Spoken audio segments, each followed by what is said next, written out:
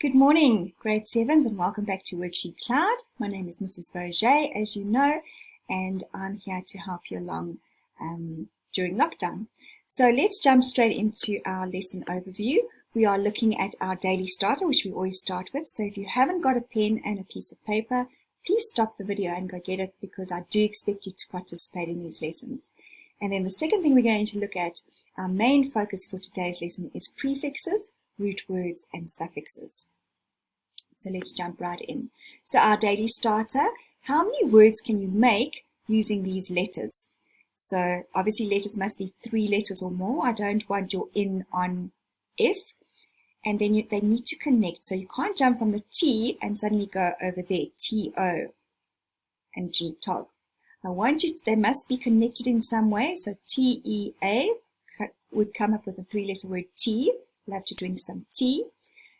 If we are looking at a little bit of a bigger word, we could come up with, let me just see here, let's do slam, S-L-A-M. Can you see how they are connected? So I didn't just suddenly jump down there. You have to connect them. So pause the video, come up with as many 3, 4, 5, 6 letter words. If you get even more than that, that'd be great. And when we come back, we'll go through what I came up with. Right, so let's jump into what I found. There we go. Some 3-letter words. I found gap. Let me show you. G-A-P. I found wrap. R-A-P. Knot. N-O-T. Tan. Let's see where. There we go. T-A-N. T at the top. We spoke about when we started. Rag, R-A-G, and so we go on. I also found hug, met, 10, then, hog, mat, knot, 8, and rip. You could even check me if you want by pausing the video and checking if I found them. There's a good 4-letter words. I'll help you to start with what I found. Goat, G-O-A-T. I found slam, which I did in the beginning with you. Slam. I found tame, T-A-M-E. Lame, L-A-M-E. I found hung, H-U-N-G. And I also found tans, pork, meat, drip, hard, hogs, rote, as in rote learning, when you learn something off by heart. Tone, drop, mate, harp, team, raw, dork, garn, prod, and note. The only 5-letter words that I could find, and I suppose if I spent a bit more time, I could possibly find out some more. I found slate, S-L-A-T-E, like a chalkboard. It's that black slate that you could write on. Tango. Where did I find tango? T-A-N-G-O-S. Sorry, that's tangos for number 6. And grown, I found, let's see, G-R-O-A-N. And then you could add in an S for 6. I hope you found a lot more than I did. Let's jump into our lesson today. So I thought I'd talk about a carrot in terms of roots. And don't worry, we haven't switched to a biology lesson. I'm going to use it in terms of talking about a root or a base word in English. So just to recap what roots actually do in terms of a real root, a carrot, they act like straws and they absorb water and minerals from the soil. They have tiny hairs that stick out of the root that help in the absorption. Roots help to anchor the plant. Love that word. So that it doesn't fall over. And roots also store extra food for future use. So when we think about this, I want you to think about a root or a base word as something that is the anchor for a word. And you can add something onto the beginning or the end of the word. And that's what we're going to look at now. So if we look at prefixes, that comes at the beginning of the word. And it's a group of letters that comes before the word that makes the word grow or change. And then in the same way, suffix comes at the end, and it's words that are, letters that are added to the end of a word that also make it change and grow. The way I remember prefix and suffix, and I always try and help myself, and you need to come up with things like this, to remember which is which. Prefix, obviously it's easy, it comes from the word pre, which means before. But if you didn't know that, think about pre-primary and then secondary school. So pre-primary, you go to pre-primary or to nursery school before you go to big school. And then obviously secondary is your high school. There's the S for it comes later on. So I wanted to look at the word reheated. So our root word that I chose was heat, and that's an anchor word. We know what it means. It makes sense on its own, heat. And then I've added a prefix at the beginning, and I've added a suffix at the end. So re actually means, the prefix re means again. So to reheat something would mean to make it hot again. So to heat it again after it's been cold.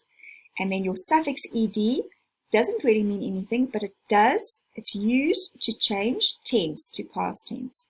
So if I reheated the pizza that I bought yesterday, it would mean that I made it hot again by putting it in the microwave, and I did it yesterday. Let's look at another one. So let's take a look at dissect. So again, as you can see, it's got the prefix di in the beginning, which means two or double. And then the word sect actually means cut. So if you're going to dissect something in biology, you would have to cut it into two parts. Okay, so that's the word dissect. So even if you didn't know what the word sect means, you could possibly understand the word di. Think of dicotyledons. The seeds, if I'm not mistaken, it means two. When you open them up like that, they're in two parts. I hope I'm right. Let's take a look at submarine. So your prefix there is sub, which means under, and it's at the beginning of the word mar. That is actually your root word, and mar actually means sea. So if we're talking about a submarine, we're talking about something that is under the sea. And we know that submarines do go under the sea and explore.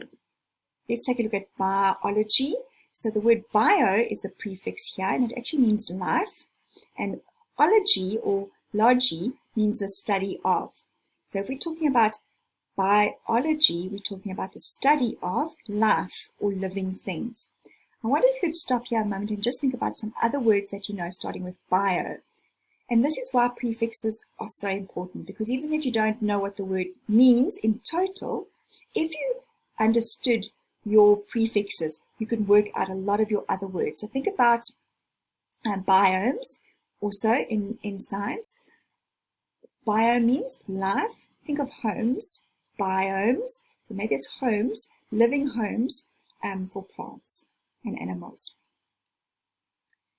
I hope that helped you. Let's look at the next one, manufacture. So if we look at the prefix man, it actually means hand, and fact means to be made or done, the actual word. So if we put manufacture, we are making something by hand.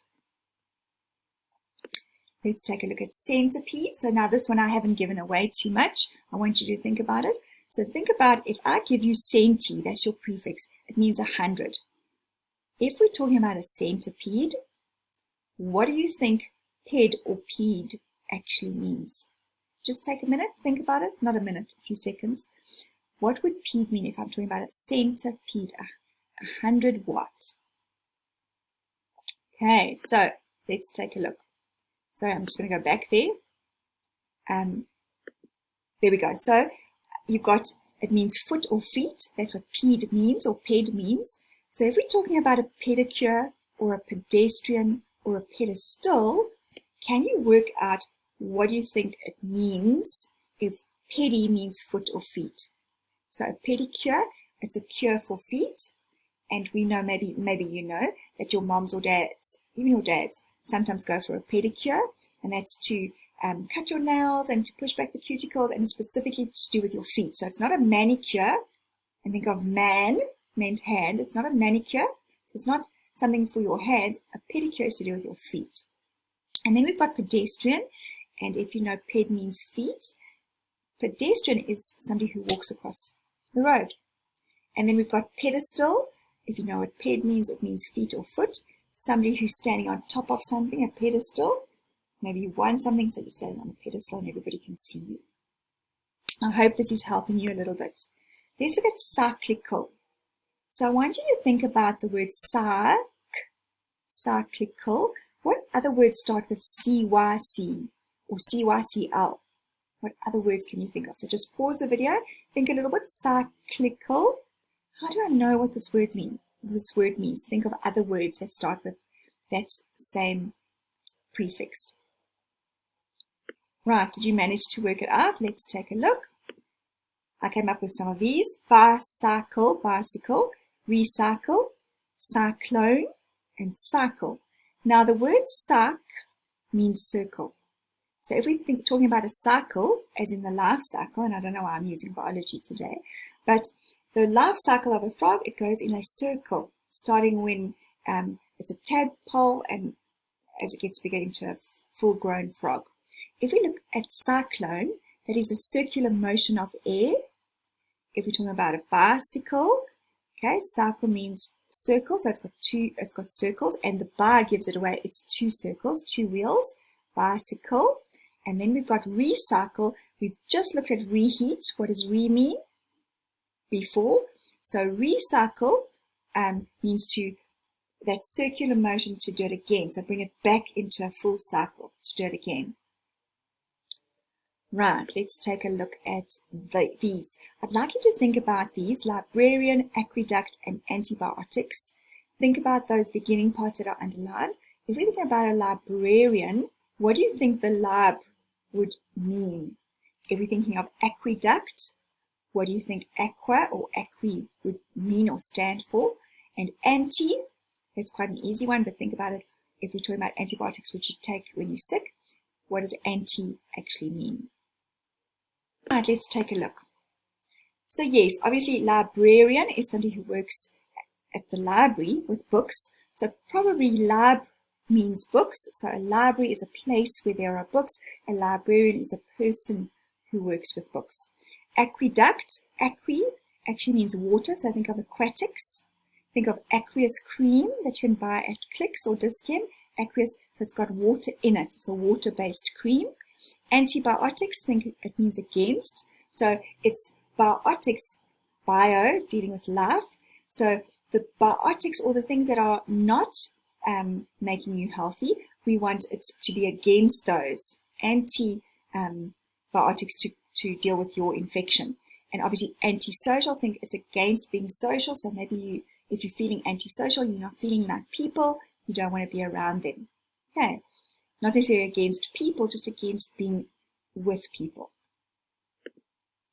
Right, so just a quick recap. I want you to use these three words. I want you to use prefix, root word, and suffix. And I want you to fill the blanks in here. So a what comes after a base word and can change the part of speech or tense of the entire word. What is a basic word or linguistic unit that has its own meaning. And a what can be added to the beginning of a basic word. So use those three: prefix, root word or suffix, and fill in the blanks, and then we'll go through it when we come back. Right, pretty easy. I hope you got it. A suffix comes afterwards. Think of the S comes after P in the dictionary. A root is a basic word or a linguistic unit. Linguistic just means to do with words that has its own meaning, like heat. It can stand on its own. And a prefix can be added to the beginning of a basic word. Well done. Right, now we're going to look at it a little bit more detail. When adding a prefix to a word, you simply add the prefix to the beginning of the base word. The spelling of the base word never changes. Okay, so let's take a look at some examples. So these are some prefixes, and yes, just like for tables and other things that you need to learn, you need to remember these or learn a way in which to recall them so that when you see a word, you know what it means. So poly means many or much. Semi means half.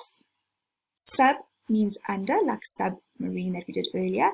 X means out of or away from. Deca or deci is to do with the word 10. And then we've got un, which means not, or it can mean opposite. And then we've got anti, which we've just done. Antisocial is against. Re is to do it again. Reheat is to do it again. Dis is not. Miss is wrong. Pre is before, like preschool or prefix. It comes before the word. And im also means not. I wonder if you can think of some words that you could add these prefixes to the beginning of. So for example, to remove something, if we use there and use the word move, it's a root word. If I put re in front of it, I mean to do it, to move something again or to move it away. If I'm talking about dis, like as in disobedient, means you are not obedient. If I talk about mistreat, if you mistreat somebody, you're treating them in a wrongful way, or to treat them badly. If I'm talking about X, as in extract, means to take out of. So there's the extract. Deci, think of a decade, which means 10. So if I'm talking about decimals, they're to do with tenths. There's the tenth part. And then semicircle, another one we could do is obviously a semi means half, so a half a circle. Okay, so once you know these, your understanding of words becomes a little bit easier.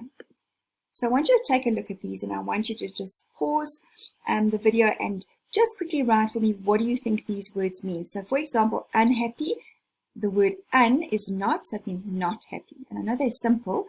Under, I don't want you to just write underwater. What does un mean if you think about the prefix? So I'm going to give you a few minutes, just pause it, just write what it means, and then we'll come back and go through it. Right. So underwater, under means below water.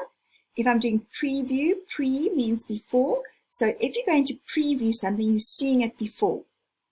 Unable means you are not able to do something. There we go. Mistreat, treat badly, and the word was wrong, but another word for wrong is bad. Replay means there's the re, which means again, so you're playing something again. To redo something means to do it again. Dishonest, the dis means not, so you're not honest. And underage means below, there's the below, the under, below the required age. So if you cannot drive, unless you are over 16 or 17 and you've got your learner's license, then you are underage. Right, so let's take a look now at suffixes. So we understand prefixes come before. Now we're looking at suffixes, which come after the root word.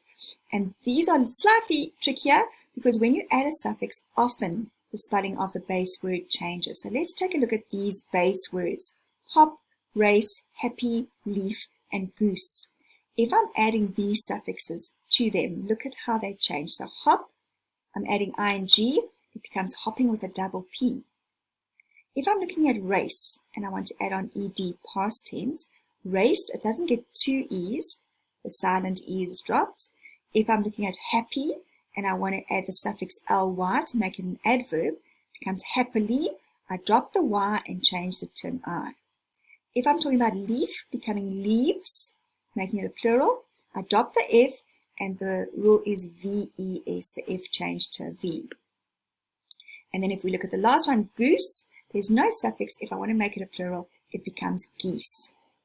Okay, so let's jump into, and obviously don't stress, we are going to go through some of these rules now so that you get a better understanding of them. So let's look at the different rules. So rule number 1 says, add a consonant suffix directly to the base word. Now, if you're unsure about that word, remember we've got vowels, A, E, I, O, U, there's 5 of them. The rest of the alphabet are consonants. So it would be your B, C, D, skip your vowel, F, G, H, and so on. So there's the word mouth. So if I was just had the word root word, sometimes you just add the actual suffix, a mouthful. Nothing changes. There's no change to the spelling of the base word. Okay, that's your easiest one to do. Then we've got rule number 2, which has got a few variations. So you need to check the base word before you add the vowel suffix. So here are the first 3 guidelines. Here's number 1. If the base word ends in 2 consonants, so it's 2 letters, not vowels, next to each other, you just add the vowel suffix. So if our vowel suffix is ing, it's called a vowel suffix because it starts with a vowel, ing, you're just going to add them together. So look, there's your 2 consonants. So jump becomes jumping. If I even used the ed suffix, a vowel suffix, nothing changed. I've got 2 consonants. So I just added the ed, bash, like as in hit.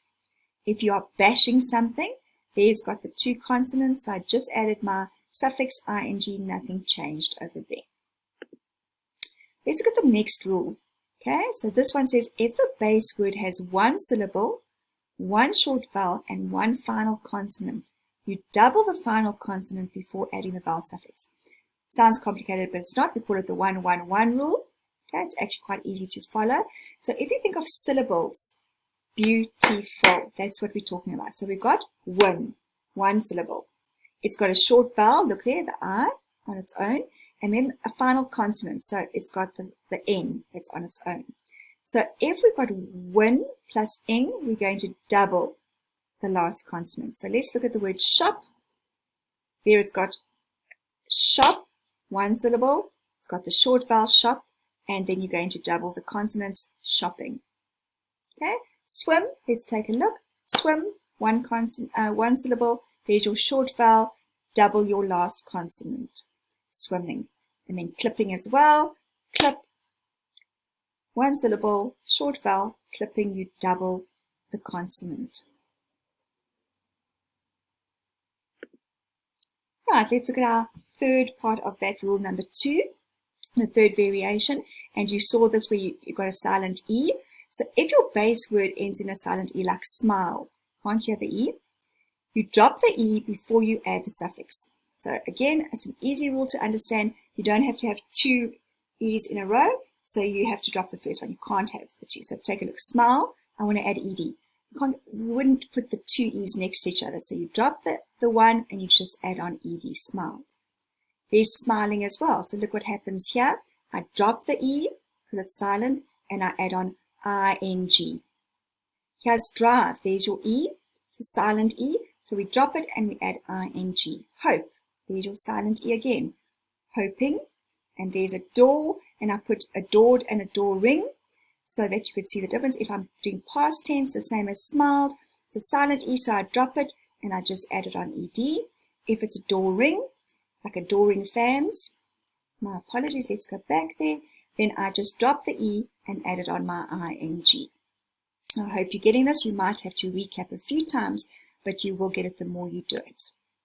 Right, let's take a look now at our rule number 3. If the base word ends in a single Y, change the Y to an I before adding the suffix. And I know some of you have learned these before in the rule of dropping the Y, ING. So this rule applies to both consonant suffixes and vowel suffixes. So take a look here. So what we mean by the consonant suffix, we're talking about that when you want to add ness, it starts with a consonant, so call it consonant suffix. But before we were talking about ing, and that's your vowel. It starts with an R, A, E, I, a vowel suffixes. So let's take a look at silliness. There's the silly, drop the Y, you add an R, and then you add the consonant suffix, silliness. Let's look at beautiful. Beauty ends in a Y, and I want to change it to beautiful. You drop the Y, and you just added an R, F-U-L. Right, duty. If I want dutiful, you're going to drop the Y, R, F-U-L. Here's when we want to change it to a plural, baby, babies. You drop the Y, and you add an R, and you add your suffix ES. Right, moving on to the next one. Right, so these are some of the suffixes that you need to learn, much like your timetables that we spoke about. So able or able, the suffix actually means can be done. An or ain, if you add those onto the end, is someone having a skill or relating to, like a librarian. There's the person having a skill with or relating to books. Logy or illogy is the science or the study of, like biology. Full means full of, that's a simple one. Ship, the position of. So if we're talking about friendship, you have a position of being a friend to someone. Less means without. So fruitless is without fruit. If we're talking about a tree, for instance. If we're talking about ER, it means more or one who. So if I'm talking about a dancer, one who dances. If I'm talking about fuller, then I'm talking about something that's more. So if we're talking about a glass that's fuller, we're talking about a glass that's got more than the other one. And then we're talking about ist. If I add on ist onto the end of a root word, one who does a specific action, like a, let me try to think of one now, an activist. It's somebody who's active doing something for a specific cause. And then most, we're doing EST, so if you know your degrees of comparison, like tall, taller, tallest, it's the one who's the most tall. And we don't really use most tall because it's not the correct degree of comparison. And then EN, made of or to make. So let's take a look at these examples. So I want you to pause the video and I want you to tell me what these words mean. So if we think of ER, remember it's one who. So singer means one who sings. So try and be as specific as that when you're talking about the suffix that you've added on. So ist, remember it means one who, always it's the most. So think what that word would mean. So pause the video at this stage and then we'll come and we'll chat more about it. Right, so I wonder how you did. Let's take a look. Right, so singer, one who sings. Tallest means the most tall person. Youngest, the most young. And obviously, like I said, that most young and most tall, I've underlined them because they really don't sound correct, but I'm trying to explain to you that EST suffix means most. Doable, remember that able means can be done, so doable, you can do it. Careful, remember the full means full of, so you're full of care. Cheerful, full of cheer. Worthless, the less that you added on the end means without worth.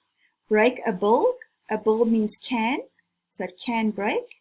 Slowest, we've spoken about most slow, and then fearless, less means without fear. Right, let's go on now. We've come to the end. I was ready to carry on. So I hope you've managed to understand a little bit more about prefixes, suffixes, and root words. When you end this video, you'll notice again that there's always an activity for you to do. I have got something planned for you, so I would really encourage you to do that just to recap. And then if you've got any email questions, you can email them to me at grade7@worksheetcloud.com. Remember, there are questions about today's lesson on prefixes, suffixes, and root words. And then just to let you know, I did find some of this information from education.com, a lovely website. And yes, thank you again for joining me, grade 7s. And I do hope that I will see you tomorrow. You know where I will be. It's same time, same place. So I'll see you tomorrow. Bye, everybody.